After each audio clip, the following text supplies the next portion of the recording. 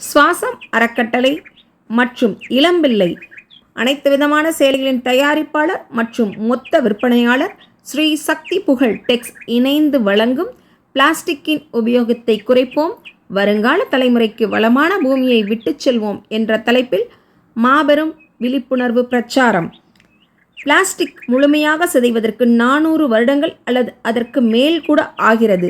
மண்ணில் புதைந்த பிளாஸ்டிக்குகள் மழைநீர் அந்த பிளாஸ்டிக்கை தாண்டி கீழே இறங்கி பூமியில் சேர்வதை முற்றிலுமாக தடுக்கிறது. இதனால் நீர்வளம் பாதிக்கப்படுகிறது.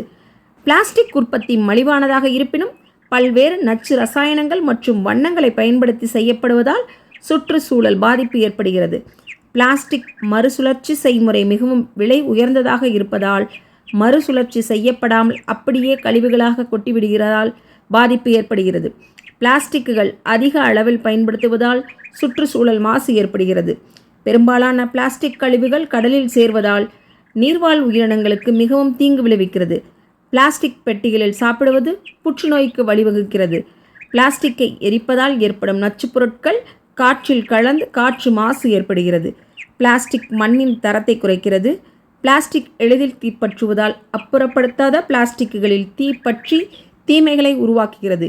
இவ்வாறான தீமைகளை உருவாக்கும் பிளாஸ்டிக்கின் உபயோகத்தை குறைப்போம், வருங்கால தலைமுறைக்கு வளமான பூமியை விட்டுச் செல்வோம்.